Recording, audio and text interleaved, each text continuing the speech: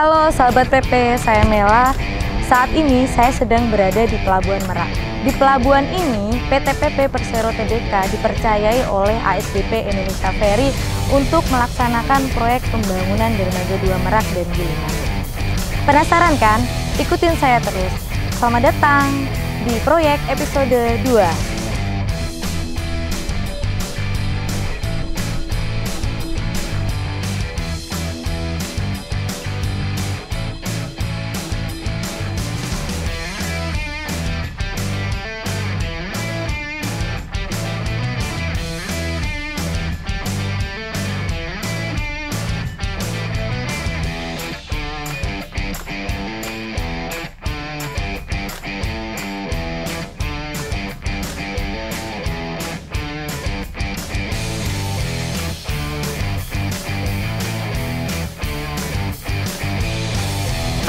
Sahabat PP, saya sedang bersama Project Manager Dermaga 2 Merak dan Gilimanuk, Bapak Ahmad Mursidi.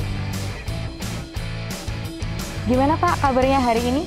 Kabarnya sehat dan tentunya tetap semangat lah ya. Kan tadi sudah keliling-keliling ya Pak ya, di proyek Dermaga 2 Merak dan Gilimanuk. Nah setelah saya ketahui, ternyata proyek ini memiliki 2 lokasi, Dermaga 2 Merak dan Gilimanuk. Nah, tantangannya apa saja sih Pak dan solusinya untuk menyelesaikan proyek Dermaga 2 Merak dan Gilimanuk ini? Sebenarnya ini pengalaman pertama saya. Saya ditugaskan oleh PP untuk mengelola proyek. Sebenarnya bukan 2 lokasi proyek ya, tapi 3 lokasi proyek. Jadi satu ada di Merak sini, di ujung baratnya Pulau Jawa. Kemudian satu lagi ada di Gilimanuk, terus kemudian satu lagi ada di Lamongan, Jawa Timur. Tapi sebelumnya sebenarnya saya punya pengalaman untuk memegang proyek 2 lokasi, yaitu di Makassar, cuman secara jarak masih dipisahkan tidak terlalu jauh, dia hanya berbeda kabupaten saja. Jadi apabila ada kendala mendesak, itu bisa saya akses kurang lebih 1 jam saya sudah mencapai lokasi proyek yang satunya lagi. Jadi kendala yang pertama tentunya yang pasti dihadapi adalah kendala jarak antar proyek yang cukup jauh ya. Nah, yang pertama saya lakukan adalah saya harus membentuk tim yang solid di masing-masing lokasi proyek, baik di Merak, Lamongan maupun ada di Gilimanuk. Nah, pertanyaannya adalah caranya bagaimana itu Pak? Caranya membentuk tim yang solid ini. Jadi biasanya saya kumpulkan semua teman-teman proyek yang terlibat. Saya memberikan gambaran visi dan misi yang jelas. Tujuan kita melaksanakan proyek ini apa? Sehingga setiap lini tim dari proyek itu memahami visi dan misi proyek, maupun dari lapangan, maupun dari teknik, maupun dari ADM, bahwa proyek ini harus kita selesaikan dengan memenuhi kualitas pekerjaan yang baik, K3-nya bisa dilaksanakan dengan baik, kemudian waktu pelaksanaan bisa selesai tepat waktu, kemudian secara cost pun kita harus komit kepada perusahaan sesuai dengan target yang telah ditetapkan oleh perusahaan. Setelah visi misi gitu kita sampaikan, saya berusaha untuk menciptakan komunikasi yang terbuka dari semua lini tim yang ada di proyek, sehingga ide-ide maupun gagasan dari setiap tim proyek itu bisa keluar. Nah, dari situ kita kumpulkan menjadi satu untuk menciptakan proyek ini bisa berjalan dengan baik. Saya juga coba untuk menciptakan suasana atmosfer yang positif di lingkungan proyek, sehingga teman-teman proyek ini bisa bekerja dari hati ya. Jadi kalau saya rasakan apabila kita tuh bisa bekerja dari hati, kita tuh mau kerja sekeras apapun, selembur pulang malam apapun, itu bakal terasa ringan karena dari atmosfer yang positif, dengan jiwa yang ikhlas untuk melaksanakan pekerjaan-pekerjaan, itu semuanya bisa memberikan kinerja tim yang baik. Dari ketiganya itu ya Pak, tantangannya ada lagi nggak Pak selain itu? Nah, yang tak kalah pentingnya, karena kita berada di 3 lokasi yang berbeda yang cukup berjauhan, di mana komunikasi dengan seluruh stakeholder itu harus kita jaga dengan baik. Jangan sampai para stakeholder ini itu mereka komplain atas kinerja yang dilakukan oleh proyek karena project manajernya itu berada di 3 lokasi proyek. Nah, dan bagaimana caranya menjaga komunikasi yang baik kepada mereka? Kita harus mampu meyakinkan kepada stakeholder bahwa proyek yang sedang berjalan yang ditangani oleh PP ini kita mampu mendeliver tepat waktu, kualitas pekerjaan yang baik, dan tidak ada masalah pada saat proses berjalannya proyek. Adapun masalah itu harus dapat dikontrol dengan baik, sehingga stakeholder akan merasa nyaman bahwa proyek yang dikerjakan oleh PP ini berjalan dengan baik, ada masalah bisa diselesaikan dengan baik. Kita yakinkan kepada mereka bahwa proyek ini bisa diselesaikan tepat waktu. Saya yakin semua stakeholder akan merasa puas dan bangga bahwa proyek mereka dikerjakan oleh PP. Jadi di awal proyek, dalam memastikan semuanya bisa berjalan dengan lancar, mengingat lokasi proyek ini cukup berjauhan. Yang paling penting adalah kita harus merencanakan proyek ini di awal dengan baik, meliputi perencanaan dari bagaimana metode pelaksanaan, kemudian manajemen peralatan beserta zoning pekerjaan yang akan dilakukan, terus kemudian perencanaan terkait kualitas pekerjaan seperti apa. PP kan sudah ada quality target ya. Kita dengan mempelajari gambar yang ada, dokumen teknis yang ada, kita minimal itu harus mencapai dari kualitas target yang ada di PP. Nah, kita susun rencana-rencananya seperti apa terkait masalah kualitas. Kemudian berikutnya kita juga perencanaan terkait masalah K3. Bagaimana dengan site plan project seperti ini beroperasi, dikerjakan di tengah-tengah pelabuhan yang sedang beroperasi, memitigasi terkait risiko-risiko keselamatan kerjanya seperti apa. Itu pun kita harus juga rencanakan dengan baik. Kemudian setelah direncanakan dengan baik, semuanya telah di planning, belum tentu aktualnya nanti itu bisa 100%, 100% itu sesuai dengan apa yang kita rencanakan. Tentunya di perjalanan proyek kita butuh kontrol dan monitoring. Sementara bagaimana nih kontrol dan monitoringnya bisa dilakukan sementara proyeknya berjauhan.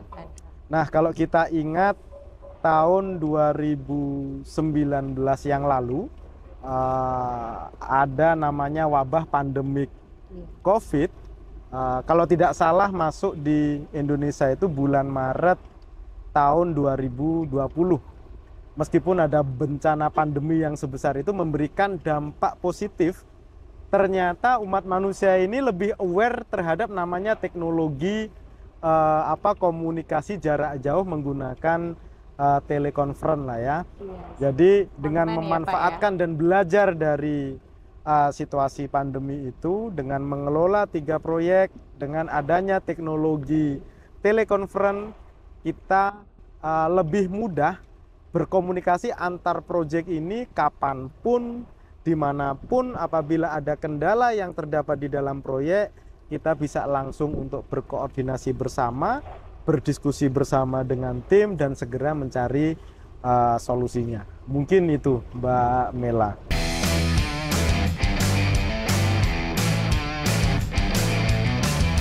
Hai sahabat PP, saya sedang bersama Bapak Teguh Prasetyo. Beliau selaku Set Engineering Manager di proyek Dermaga 2 Merak Gilimanuk. Pak, saya penasaran sekali ya Pak ya, apa saja sih pekerjaan-pekerjaan yang ada di proyek Dermaga 2 Merak dan Gilimanuk ini? Saat ini Mbak, kami mengerjakan di Dermaga 2 Pelabuhan Merak di antara lain yaitu pekerjaan dermaga, pekerjaan movable bridge, pekerjaan dolphin protector, dan pekerjaan pengerukan Mbak.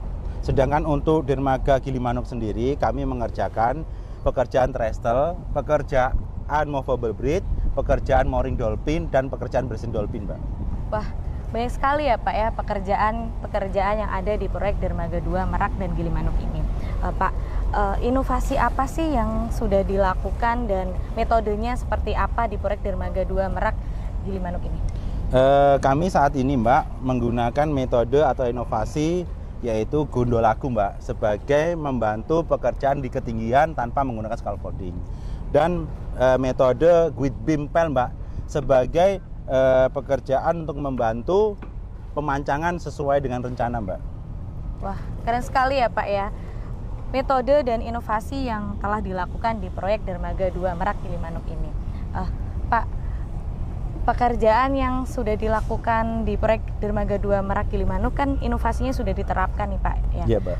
Yang saya ketahui terdapat upgrading dermaga ponton menjadi dermaga movable bridge. Itu perbedaannya apa saja ya Pak ya, dan keuntungannya bagaimana? Nah, untuk perbedaan antara dermaga ponton dan dermaga movable bridge yaitu Mbak, kalau dermaga ponton itu adalah dermaga apung yang terbuat dari ponton sebagai landasan ke kapal. Sedangkan untuk dermaga movable bridge itu dermaga yang menggunakan hidrolik sebagai jembatan untuk ke kapal Mbak. Nah, untuk perbedaannya, dermaga ponton ini hanya kapasitas sampai dengan 1000 GWT. Sedangkan untuk dermaga movable bridge sendiri itu kapasitasnya sampai dengan 15.000 GWT. Sehingga jelas Mbak, untuk peningkatan dermaga ponton sendiri menjadi dermaga movable bridge ini itu akan digunakan sebagai layanan yang untuk kapal yang terbesar Mbak gitu, untuk mengurangi kemacetan yang ada di Gilimanuk dan Ketapang. Ya, berarti intinya menambah kapasitas ya Pak ya, betul penumpang Mbak. ya? Ya, betul. Baik, terima kasih Bapak Teguh atas informasinya. Sama-sama Mbak.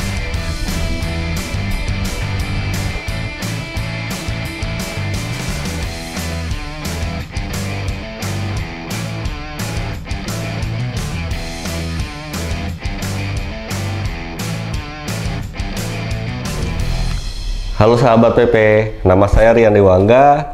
Saya di sini sebagai manajer usaha pelabuhan PT ASDP Indonesia Ferry Cabang Merak. Ya, dermaga 2 Cabang Merak ini dibangun pada tahun 1980 dan dengan kapasitas yang saya ketahui sekitar 3000 GWT. Dikarenakan memang kebutuhan peningkatan pelayanan penyeberangan, pengguna jasa yang menuntut kualitas pelayanan yang lebih baik, dan tentunya menghindari adanya stagnasi, kelancaran operasional pada saat peak season, maka diperlukan upgrade dermaga yang tadinya 3000 menjadi 15.000 GWT dengan harapan kapal-kapal besar dapat bersandar dengan baik. Yang saya tahu, PT PP bekerja sudah cukup sangat baik, mengacu pada pekerjaan proyek sebelumnya seperti di Dermaga 7, di Dermaga 4, di mana secara pekerjaan kualitasnya juga bisa kita lihat kualitasnya baik, kemudian secara waktu juga dapat tercapai sesuai dengan administrasi yang sudah disepakati. Harapan ASDP dan masyarakat dengan peningkatan kapasitas dermaga 2 ini dapat melancarkan penyeberangan Merak sehingga mampu meningkatkan perekonomian masyarakatnya.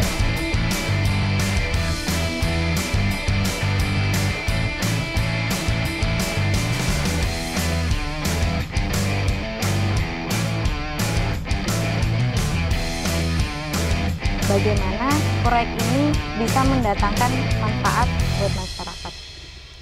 Mungkin sebelum membahas terkait harapan, mungkin saya cerita sedikit.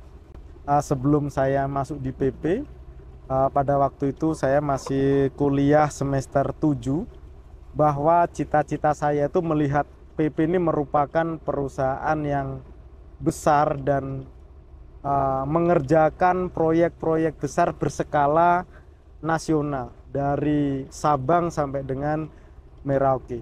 Nah, dari situ saya melihat dan mempunyai keinginan besar, saya harus ikut bergabung, ikut berjoin dengan PP dalam melaksanakan pekerjaan-pekerjaan proyek infrastruktur dari Sabang maupun sampai Merauke. Dan saya pengen berkontribusi kepada masyarakat terkait pembangunan-pembangunan yang dilakukan oleh PP.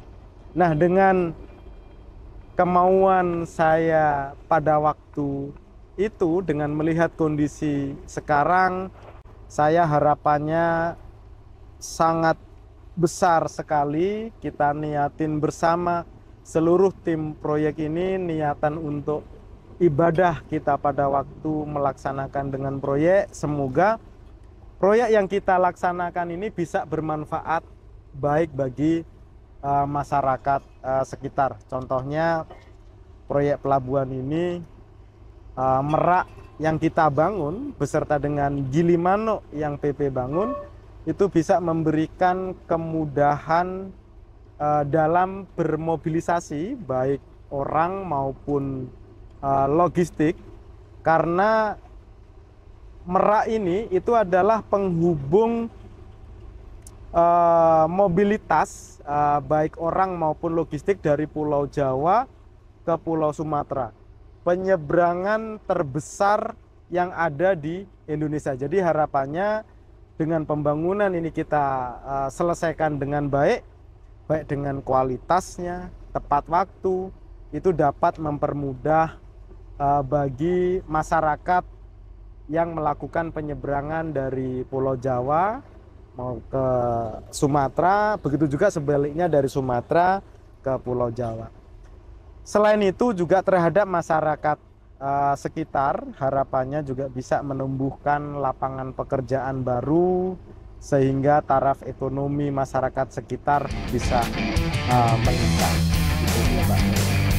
Baik, terima kasih Pak Ahmad sebelumnya telah diberikan ilmu dan informasi terkait pembangunan proyek Dermaga 2 Merak dan Gilimanuk ini.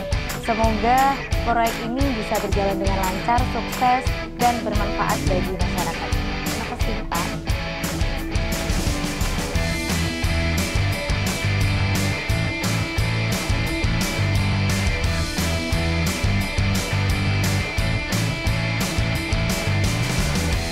Sampai jumpa di proyek selanjutnya.